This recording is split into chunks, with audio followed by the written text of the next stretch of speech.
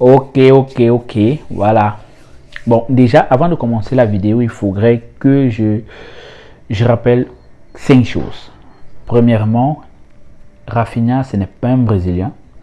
Deuxièmement, Xavi, son management doit être remis en question. Troisièmement, est-ce que vraiment les 200 millions que nous avons dépensés pour le mercato, est-ce qu'il est vraiment au rendement? Quatrièmement, est-ce qu'il est vraiment elle fondamental? Parce que elle fondamentale, je ne sais vraiment pas. Cinquièmement, que se passe-t-il au Barça? Voilà, que se passe-t-il? Allez, salut les gars, j'espère que vous allez bien. Moi aujourd'hui, purement insatisfait, déçu, choqué par le style de jeu, par la prestation barcelonaise à Valence. J'ai vu un Barça plutôt très nul. Voilà, même pas médiocre, même pas insuffisant. J'ai vu un Barça très nul et chanceux aujourd'hui. Chanceux dans le sens où ils se sont retrouvés en train d'avoir un joueur qui lui-même a voulu venir au Barça. Il s'agit de Lewandowski. Et un Barça qui n'arrive même pas à gagner avec de la manière. Voilà. Parce que deux fois, le Barça, c'est vrai, il gagne souvent avec la manière, mais je me rends compte que c'est avec des équipes moyennes. Et quand il savait qu'il gagne avec des équipes de haut de tableau, ce sont des équipes qui viennent avec la peur, avec l'idée selon laquelle non, c'est le Barça de l'époque du Pep Guardiola, ils vont nous massacrer. Et puis, ils se retrouvent en train de perdre les matchs, pas parce que ces équipes sont faibles, mais c'est parce que elles ont encore les cauchemars du Barça de 2010, du Barça de 2011, de 2012, du Barça de 2015. Mais aujourd'hui, c'est plus le cas. Les gars, réveillez-vous. Ça, c'est plus le Barça. Voilà. Pour moi, ce n'est plus le Barça. Premièrement, est-ce que vraiment on nous a vendu Rafinha, le Brésilien? Parce que moi, je me rends compte que le Rafinha qui est à Barcelone, ce n'est pas un Brésilien, c'est un Haïtien. Voilà. Vraiment, il pouvait être comorien. J'aurais vraiment douté que non, au Comores, il n'y a pas de grands joueurs, mais il y a des joueurs plutôt productifs parce que celui que l'on a là, ce n'est pas un Brésilien. Voilà, ce n'est pas un Brésilien, mais je voterai vraiment pour Haïti. Voilà. Pour moi, Rafinha, c'est un Haïtien, c'est pas un Brésilien. J'espère vraiment que ma déclaration ne vous met pas mal à l'aise parce que compte tenu de la comparaison de tous les joueurs brésiliens qui sont passés au Barça ou des Brésiliens que moi je vois jouer à l'instar de Vinicius, de Rodrigo, de Neymar, de Henry, en fait la plupart des Brésiliens offensifs sont vraiment dévoués de spectacle. Voilà, dévoués de spectacle et de magie sur les pieds, mais du côté du Barça, du côté de Rafinha, c'est totalement l'opposé. Deuxièmement, Dembélé, vraiment, en fait, Dembélé, c'est un joueur aléatoire. Voilà. C'est un joueur aléatoire. C'est un joueur variable. Je ne sais pas si en mathématiques, aléatoire ou variable. Il varie, voilà. Il est aléatoire, il varie. Je ne sais pas comment ça se dit en mathématiques. Mais Dembélé, c'est le genre de joueur. Aujourd'hui, il te joue un super match. Demain, il est comme ça. Voilà. Tu ne sais pas. Dembélé, en fait, c'est le genre de joueur sur qui il faudrait compter en fonction de son signe zodiaque. Voilà. C'est un joueur du signe zodiaque. Aujourd'hui, il te sort une très belle prestation. On a vu un Dembélé qui nous a sorti 3 passes décisives, un but. Et après, on voit un Dembélé qui fait des débordements. Il grippe, mais il ne frappe pas. Il fait des centres qui parfois ne donnent pas. Aujourd'hui, je revois encore un Dembélé, il fait des débordements. Est-ce que c'est parce qu'il a joué sur le côté droit ou est-ce que c'est parce qu'il n'a pas joué sur le côté gauche? Parce que Dembélé, côté gauche, vraiment, particulièrement, il est vraiment très fort. Bon, il est vraiment très fort, mais ce n'est pas la raison. Dembélé aujourd'hui, il était à ce niveau-là. Voilà, Dembélé était ici. Or, le Dembélé qui a de cela 3 matchs aujourd'hui, il était là, mais celui-ci, il est là. Donc, je ne sais pas ce qui se passe avec Dembélé. Est-ce qu'il fait exprès? Est-ce que c'est un problème familial? Est-ce que c'est un problème psychologique? Est-ce que c'est un problème physique? Ou est-ce qu'il veut vraiment déjà se réserver pour la Coupe du Monde? Parce que Dembélé aujourd'hui, Pour moi, j'avais l'impression qu'on jouait 8. Voilà. Non, je dirais plutôt 7. Voilà. Je dirais qu'on jouait 7 aujourd'hui parce que déjà Ansu Fati, il n'est pas au rendez-vous. Très faible 1 contre 1 déjà depuis sa blessure. Il nous rate des occasions. Il met un but, il est hors jeu, je pense bien. Et de l'autre côté, il y a le L fondamental qui, pour Xavi, construit un projet de révolution à travers un vieux et non à travers les jeunes.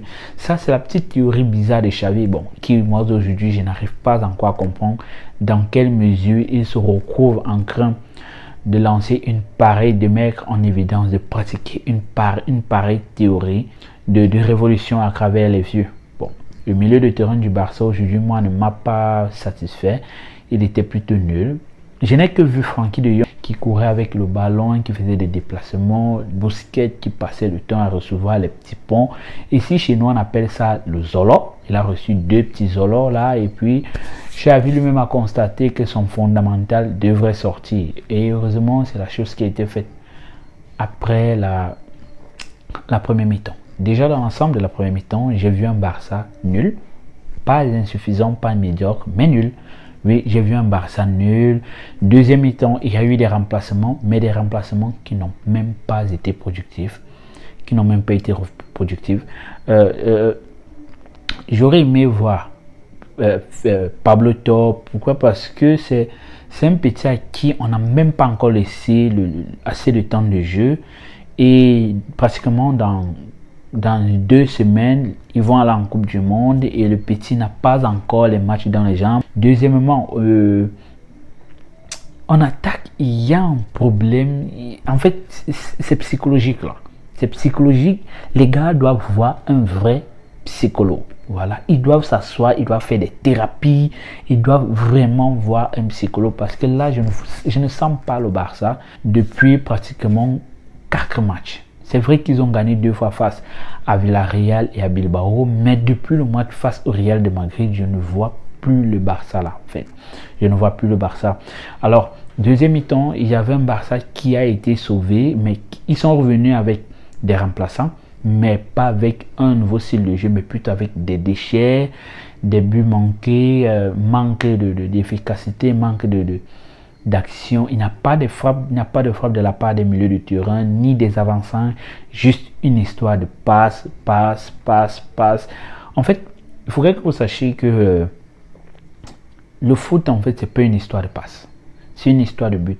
Si tu joues mal, mais que tu flanques 7 buts, tu seras classé comme la meilleure équipe, la meilleure attaque et non la meilleure. J'ai pas encore vu de récompenses pour une équipe qui conserve énormément de ballons.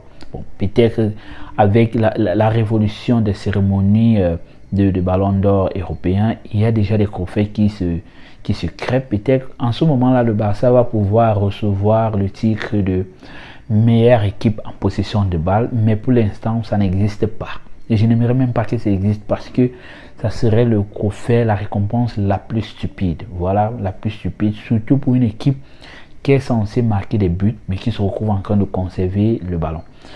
Le Barça, depuis un certain temps, ne nous produit plus du beau jeu. Xavi en lui-même, l'entraîneur du Barça en lui-même, n'arrive même pas à nous proposer un système de jeu vraiment efficace. Je dirais plutôt que la victoire du Barça, les victoires du Barça depuis le début de saison sont dues à de l'efficacité individuelle et non au style de jeu, parce que je ne vois pas un Barça qui se démarque, un Barça qui tente à distance. Je ne vois qu'un Barça qui envoie des passes, qui ne se repose que sur un seul joueur, Lewandowski. Sans Lewandowski, sans les 13 buts de Lewandowski, je ne pense pas que le Barça serait en train de gagner ces matchs. Je ne pense pas que le Barça serait deuxième du championnat. Je pense plutôt que le Barça serait 4e, 5e, 6e, voire 7e du championnat.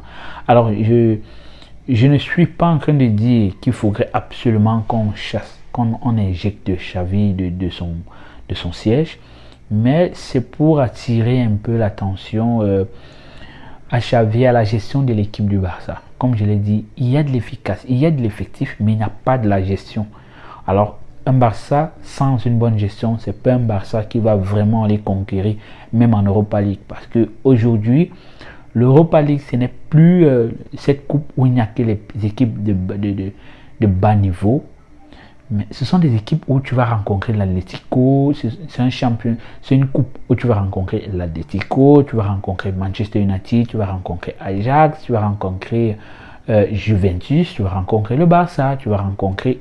En fait, il y a Arsenal, voilà. Il y a le PSV Eindhoven, ce ne sont plus les petites équipes.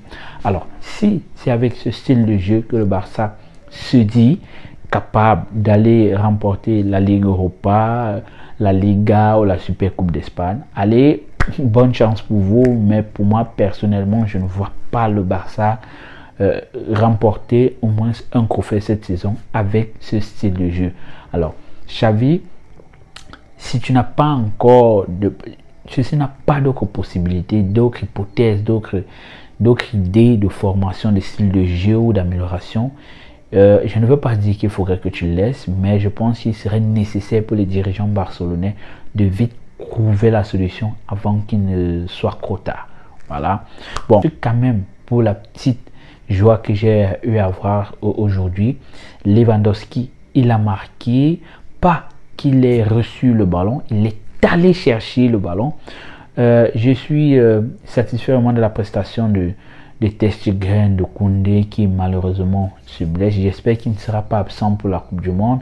Eric Garcia qui est sorti. J'espère que ce ne sont pas des blessures graves, que vous serez disponible pour la Coupe du Monde et que vraiment que le Barça se réveille. Que le Barça se réveille parce que là, on dirait une équipe de 4e division, on dirait des motomanes qu'on a réunis, on dirait une association, une réunion de gars. On a dit que les gars, voici les godasses, allez jouer, cette équipe est impossible. Alors, les gars, dites-moi dans les commentaires ce que vous n'avez pas plu dans ce match. Parce que pour moi, celui qui mérite d'être homme du match, c'est bien évidemment Lewandowski. Parce qu'il a sorti le Barça de l'obscurité dans un match plutôt très compliqué. Et dites-moi dans les commentaires qui sont les flops. Pour moi, tout le monde est flop, à l'exception de Lewandowski, Balde, Frenkie de Jong et Ter Stegen. Le reste, ce sont des flops. Allez, yo tout le monde.